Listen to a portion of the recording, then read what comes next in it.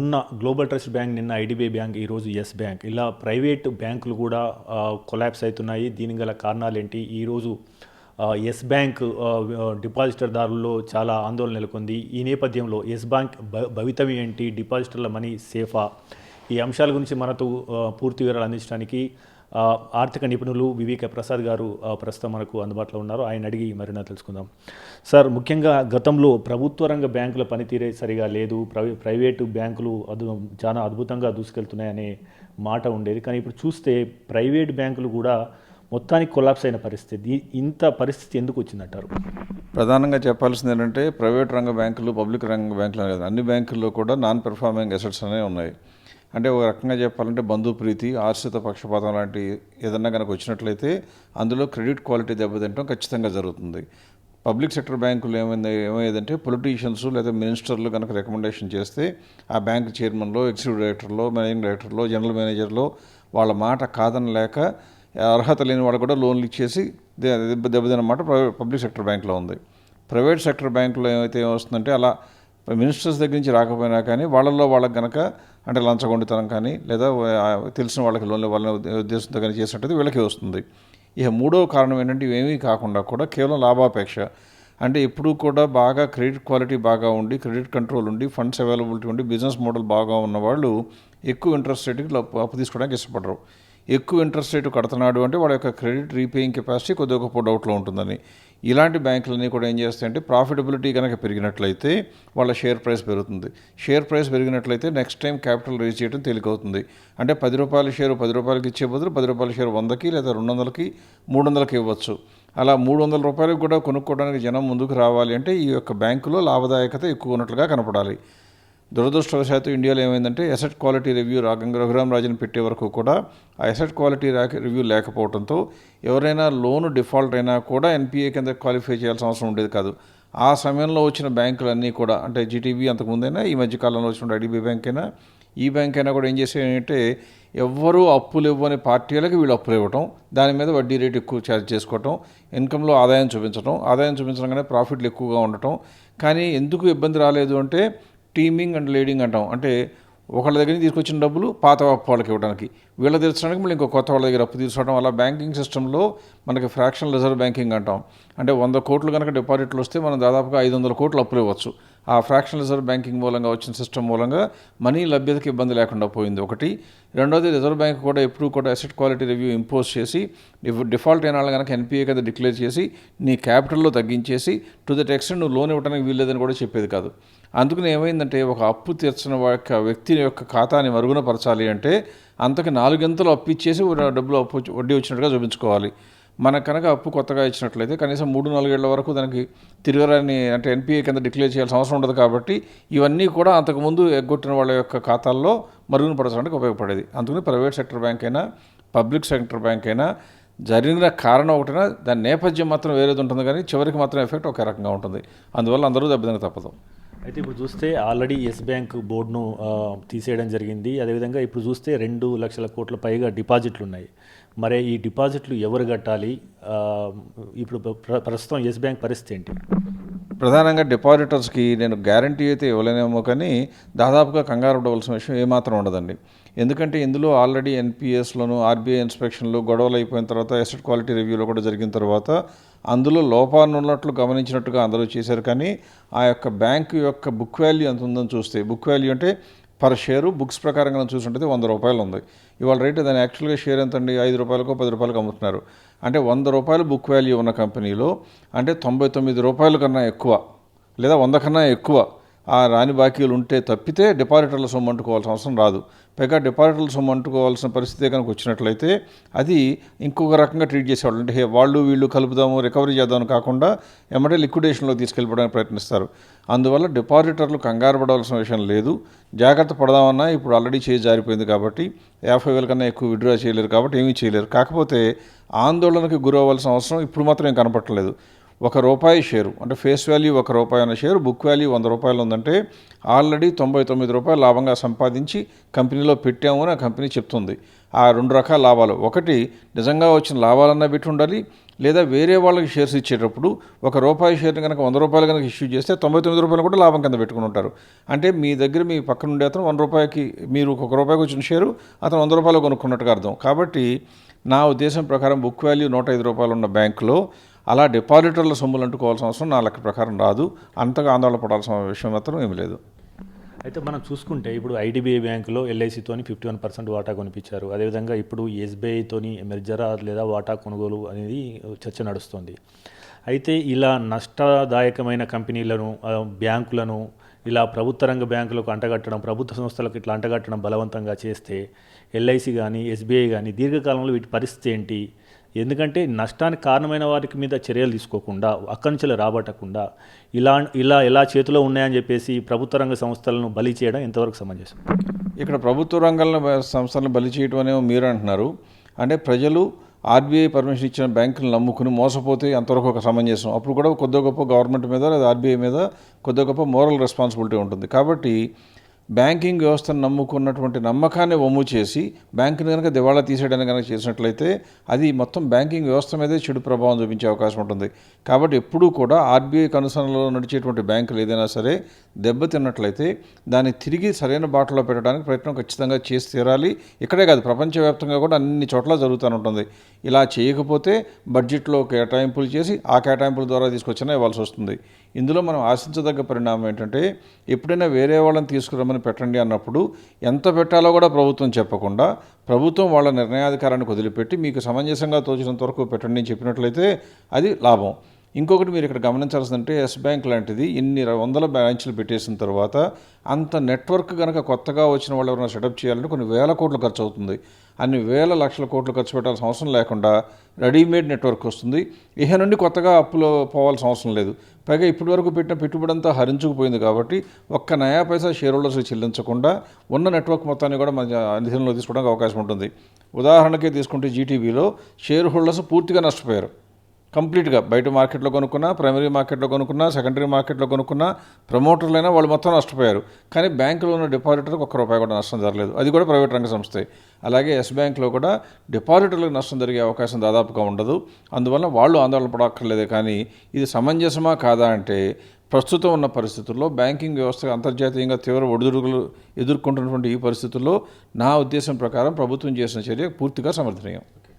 అయితే okay sir, ఇప్పుడు అక్కడ యెస్ బ్యాంకులో పెట్టుబడి పెట్టిన వారు కావచ్చు, డిపాజిట్ల వరకు అయితే వాళ్ళ ప్రయోజనాలు కాపాడుతున్నారు. అయితే ఇప్పుడు ఈ సెకండరీ మార్కెట్, స్టాక్ మార్కెట్లో పెట్టుబడి చేసిన వాళ్ళ పరిస్థితి ఏంది? 400 ఉన్న షేరు ₹30, ₹20 పడ్డది. మరి దీని గురించి ఏమంటారు? షేర్ మార్కెట్లో కానీ స్టాక్ మార్కెట్లో సెకండరీ మార్కెట్లో కొనుక్కోవాలంటే మీకు మెడకాయ మీద తలకాయ ఉండగానే సరిపోదు. తలకాయలో కొద్దిగా మెదడు ఉండాలి, మెదడులో కొద్దిగా గొప్ప తెలివితేటలు ఉండాలి, ఆ ప్రమాదాన్ని పసిగట్టగలిగే కెపాసిటీ ఉండాలి, లేదా అనుకున్న అంచనాలు తప్పితే పూర్తిగా నష్టం వచ్చినా భరించగలిగినటువంటి అవసరం ఉంటుంది. కాబట్టి షేర్ హోల్డర్స్ సెకండరీ మార్కెట్లో కొనుక్కున్న వాళ్ళ వైపు దయ చూపడం అనేది ఎక్కడా జరగకూడదు. ఎందుకంటే ఒకవేళ ₹40 400 కొనుక్కుంటే అది 4000 అయి ఉంటే లాభం కూడా వాళ్ళే తినేవాళ్ళు.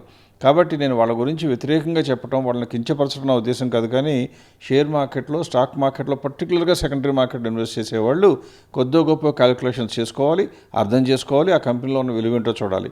ఇక్కడ ఒక దృష్టాంతం చెప్పక తప్పదు. ఎప్పుడూ కూడా మన సెకండరీ మార్కెట్లో ఏం చెప్తామంటే ఏ కంపెనీ కొనుక్కోవచ్చు, కొనుక్కోకూడదు అంటే కంపెనీ కనుక ఇబ్బందికరమైన పరిస్థితుల్లో వచ్చినట్లయితే 2 కారణాలు ఉంటాయి. ఒకటి ఇంటర్నల్ ప్రాబ్లము, ఒకటి ఎక్స్టర్నల్ ప్రాబ్లం. ఎక్స్టర్నల్ ప్రాబ్లం కనుకనట్లయితే ప్రపంచం మొత్తం ఆ ఒక్క కంపెనీనే మూసేయాలని ట్రై చేయదు. కాబట్టి ఆ ఎక్స్టర్నల్ ప్రాబ్లం అనేది కొన్ని రోజుల పాటు మాత్రమే ఉంటుంది ప్రభావం. అటువంటి కంపెనీలు ఇబ్బందుల్లో పడితే మీరు కొనుక్కోవటం కరెక్టు. అంతేకాని ఏదైనా కంపెనీ కానీ బ్యాంక్ కానీ ఇంటర్నల్ ప్రాబ్లం ద్వారా కనుక కొంచెం పడిపోతున్నట్టుగా కనపడితే దానికి ఎంత దూరంగా ఉంటే సెకండరీ మార్కెట్ ఇన్వెస్టర్లకు అంత మేలు. దురదృష్టవశాత్తు అందరూ కూడా ₹400 షేర్ 200కి వచ్చిందని కొన్నారు, ₹200 షేర్ 100కి వచ్చిందని కొన్నారు, 100 50కి వచ్చిందని కొన్నారు, 50 25కి వచ్చిందని కొన్నారు. కానీ ఇంటర్నల్ ప్రాబ్లం ఉన్న కంపెనీలో మనం ఎందుకు చేయబెట్టాలి? మనం మొత్తం ఏమో ఆకలింపు చేసుకోలేమో, మనకు తెలియదు. కాబట్టి తెలియని పరిస్థితుల్లో ఇంటర్నల్గా ప్రాబ్లం ఉన్నప్పుడు మాత్రం అటువంటి కంపెనీల యొక్క షేర్లకు దూరంగా ఉంటే ఆరోగ్యంగా ఉంటారు. కానీ నాకు అందుతున్నటువంటి అంచనాల ప్రకారం, వివరాల ప్రకారం చూస్తే ఒక ఆంధ్ర, తెలంగాణలో తెలుగు ప్రజల్లోనే అనేక మంది ప్రజలు ₹100 నుంచి, 200 నుంచి, 250 నుంచి కొనుక్కుంటూ పోయి కొన్ని లక్షల కోట్ల షేర్లు ఆల్రెడీ ఇరుక్కుపోయి ఉన్నారు. ఆ కంపెనీ బ్యాలెన్స్ షీట్ కనుక తీసుకుని చూసినట్లయితే మిగతా బ్యాంకులన్నింటిలో ప్రమోటర్స్కి ఎక్కువ హోల్డింగ్ ఉంటుంది. ఇక్కడ ఈ బ్యాంకులో 6% కూడా లేదు. అంటే ప్రమోటర్స్ అందరూ ఎప్పుడూ అమ్మేసుకుని వెళ్ళిపోయారని చెప్పినా కూడా మీరు కొంటున్నారు అంటే ఇంటర్నల్గా ప్రాబ్లం ఉన్నప్పుడే ప్రమోటర్ వదిలేస్తాడు. అయినా కూడా మీరు వెళ్తున్నారంటే అర్థం ఏంటి? మీరు ఆశకి అంతు లేకుండా పోయిందని. కాబట్టి వాళ్ళకి నష్టం జరగాలని కోరుకోకపోయినా ఇలాంటి పరిస్థితుల్లో నష్టం జరిగితే రెండోసారైనా కొనుక్కున్నప్పుడు జాగ్రత్తగా ఉంటారు. ఇంటర్నల్గా వచ్చిన ప్రాబ్లంలో వచ్చిన ఏ కంపెనీ షేర్కైనా దూరంగా ఉండటం కనీస కర్తవ్యంగా సెకండరీ మార్కెట్లో ఉండే షేర్ హోల్డర్స్ గమనించాలి. అయితే ఈ నేపథ్యంలో మొన్న ఐడిబిఐ, ఇప్పుడు యెస్ బ్యాంకు తాజాగా జరిగిన ఉదంతాల నేపథ్యంలో మిగతా ముఖ్యంగా బ్యాంకింగ్ సెక్టార్లో పరిస్థితి ఏంటి? ఎందుకంటే ఈరోజు నిన్న కూడా బ్యాంకు నిఫ్టీ చాలా పతనం అవుతుంది. ముఖ్యంగా ఇప్పుడున్న ప్రస్తుత పరిస్థితుల్లో మిగతా ప్రైవేట్ బ్యాంకులు లో పెట్టుబడి అనేది సమర్థనీయమైనా వాటి పనితీరు ఏ రకంగా ఉంది? సాధారణంగా ఇన్వెస్టర్లకు మీరు ఇచ్చే సలహాలు ఏంటి, ముఖ్యంగా బ్యాంకుల విషయంలో? బ్యాంకుల విషయం గురించి గమనించినట్లయితే ఎప్పుడూ కూడా క్రెడిట్ క్వాలిటీ చూసుకోవాలి, ఎన్పిఏ పర్సంటేజ్ చూసుకోవాలండి. ఇప్పుడు యాక్సిస్ బ్యాంక్ కానివ్వండి, హెచ్డిఎఫ్సి బ్యాంక్ కానివ్వండి, ఐసిఐసిఐ బ్యాంక్ కానివ్వండి.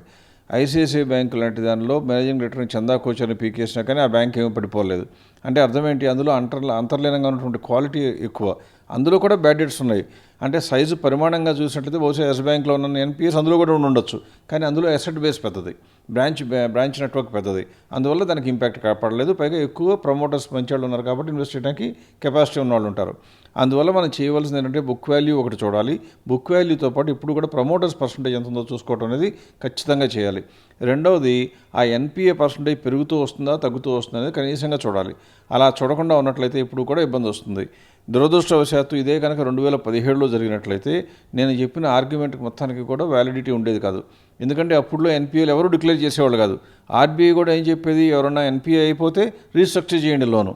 అంటే ₹1 కోటి ఎగ్గడితే వాడికి ఇంకో 3 కోట్లు లోన్ ఇచ్చేసి ఆ ₹1 కోటి కట్టించుకునేవాళ్ళు. అలా చేయడం మూలంగా ఏమైందంటే 2004-05లో మొదలైనటువంటి వినాశకాల బుద్ధి అది పెరిగి పెరిగి ఎంతెంత 10 అయిపోయి ఒక్కసారి ఫళ్ళను పేలిపోయింది. అందువల్ల బ్యాంకులన్నీ కూలిపోయినాయి.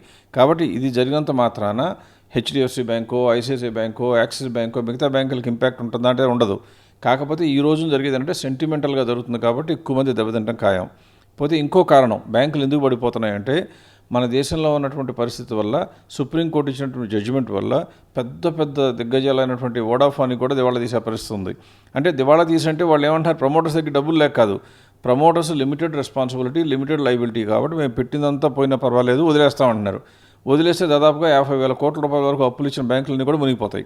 అంటే కనపడకుండా అంతకుముందు ఊహించని ఒక కొత్త అమౌంట్ వస్తుంది ఒకటి. రెండోది, పవర్ సెక్టర్లో ఇప్పటి వరకు కూడా ఏం చేశారంటే ఇంకా డిక్లేర్ చేయకుండా ఆపుతూ వచ్చారు. పవర్ సెక్టర్లో కూడా చాలా ఎన్పిఎస్ ఉన్నాయి.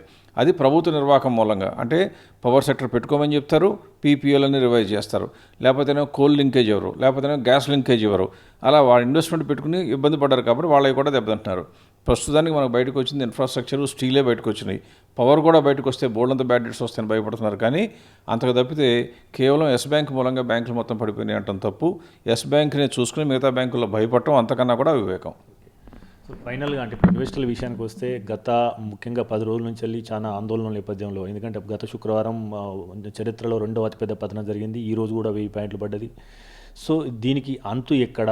ఈ టైంలో అంటే మార్కెట్లు తక్కువ ఉన్నాయి కాబట్టి మంచి షేర్లను మళ్ళీ ఇప్పుడు కొనుగోలు చేయడం మంచిదంటారా? ఈ నేపథ్యంలో అంటే గత వారం రోజులుగా పడిన నేపథ్యంలో మీరు ఇన్వెస్టర్లకు ఎటువంటి సూచనలు ఇస్తారు?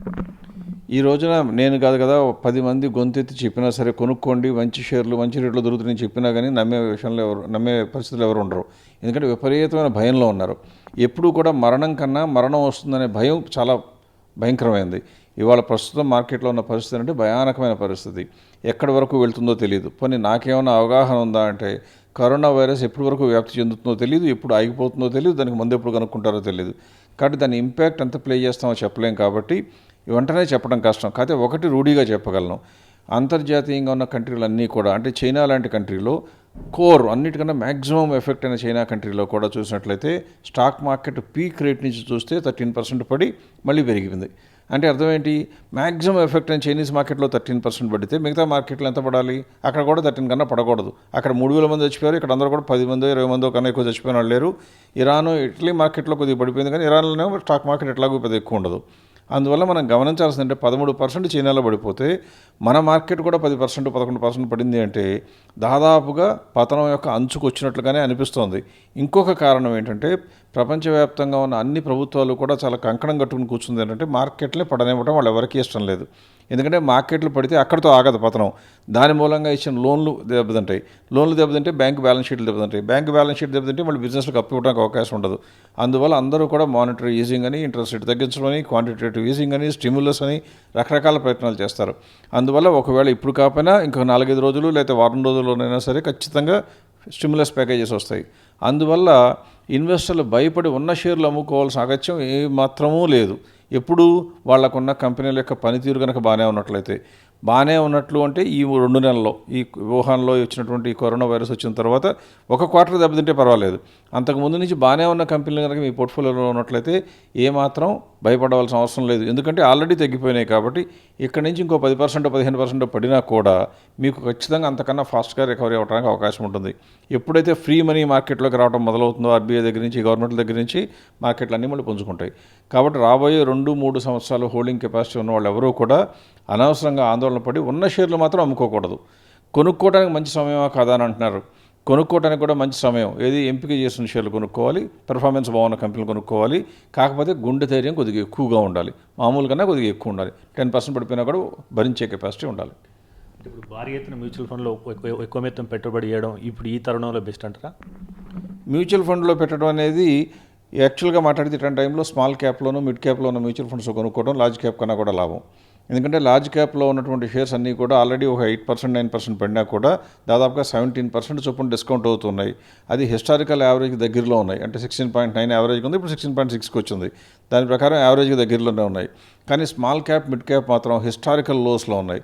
అంటే మ్యూచువల్ ఫండ్స్లోనే పెట్టుబడి పెడతానని ఎవరైనా అనుకున్నట్లయితే స్మాల్ క్యాప్ మ్యూచువల్ ఫండ్స్లోను, మిడ్ క్యాప్ మ్యూచువల్ ఫండ్స్లోనూ కనుక పెట్టుకున్నట్లయితే రాబోయే రోజుల్లో దాదాపుగా 15-20% పర్ ఇయర్ రిటర్న్ వచ్చినా కూడా ఏమాత్రం ఆశ్చర్యపడక్కర్లేదు. కాబట్టి మ్యూచువల్ ఫండ్స్లో పెట్టుబడి పెట్టేవాళ్ళు ఎవరైనా కూడా నా సంచన ప్రకారం, నా సూచన ప్రకారం mid cap and small cap ఎన్నుకోవడం మంచిది తప్పితే లార్జ్ క్యాప్కి దూరంగా ఉండటం మంచిది. Thank you sir, thank you very much. So ఇది వివికే ప్రసాద్ గారి విశ్లేషణ. ముఖ్యంగా యెస్ బ్యాంక్ డిపాజిటర్లు ఏదైతే ఉన్నారో వాళ్ళకి ఎటువంటి భయం లేదని ఈ మేరకు రిజర్వ్ బ్యాంక్ గవర్నర్ అదేవిధంగా ఆర్థిక శాఖ మంత్రి కూడా భరోసా ఇచ్చారని చెప్పేసి, ముఖ్యంగా ఏది చేసైనా కానీ యెస్ బ్యాంకు నిలబెట్టడం ప్రభుత్వం చేస్తున్న చర్య ఏదైతే ఉందో అది సమర్థనీయమని చెప్పేసి ఆయన చెప్తున్నారు. కెమెరామెన్ అశోక్తో నవీన్ రెడ్డి, హెచ్ఎంటీవీ, హైదరాబాద్.